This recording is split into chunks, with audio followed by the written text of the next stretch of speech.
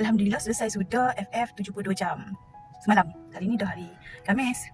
So Alhamdulillah semalam bertahan. Tapi pukul 6 tu dah buat test dah untuk cek gula dengan keton. Dapatlah GKI dia dalam 1.67. Silah, dah dapat kita buat balik lah. Konon masa pukul 7 lebih tu nak lajak lah. Tapi bila pukul 10 tu rasa macam tak larat lah. Masa hari ni pula macam banyak juga benda nak buat. Makan kan. Lepas tu kan orang ni suruh makan sikit-sikit kan. Macam telur kan. Maksudnya kita benda yang mudah lah kan. Sup kan. Ni dah makan udang semua kan. Dia berasa pukul lepas 2 jam kot. Dia berasa sakit perut. Dia berasa cirit. Macam mana berasa perut tu lain kot. Dia menolak aku kan. Cuak juga tau.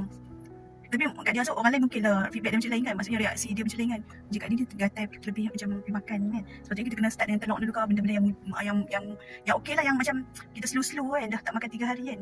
Tapi lapang sangat. Macam teringin sangat. Pergi makan udang lah. Protein juga kan. Cuma tak takut ada cik benda. Tapi lepas pukul 3 pagi terjaga sekali lagi. Pukul 6 tu dah rasa macam tak larat dah. Tapi nak bangun sekolah, nak pergi sekolah, selalu Kak Di akan masak kat depan. Tapi tadi kemarin siap-siap lah beli roti yang kat depan supaya mudah untuk hari ni.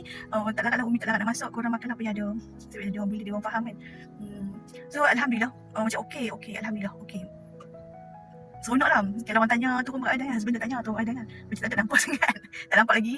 Tapi diri sendiri bila rasa ringan dada. Lepas tu Encik macam rasa lah macam lembut yang kita beli lengan-lengan kan. Alhamdulillah.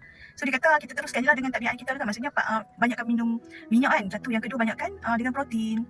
Akan datang insyaAllah kita cuba buat lagi sebab bahan tu ada lagi. Minyak tu ada lagi.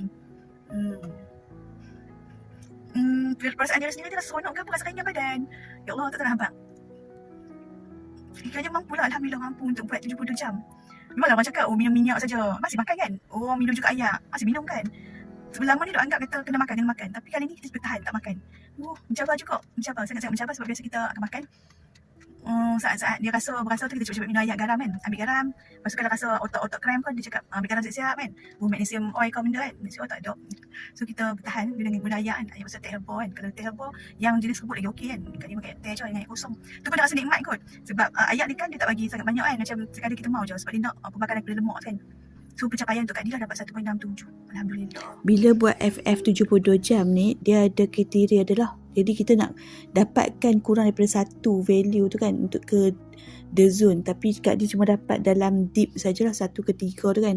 4.5 bahagi dengan 2.7 dapat 1.67. So Kak Dila akan cuba buat lagi lah bulan depan. Semoga dah dapat dalam zone.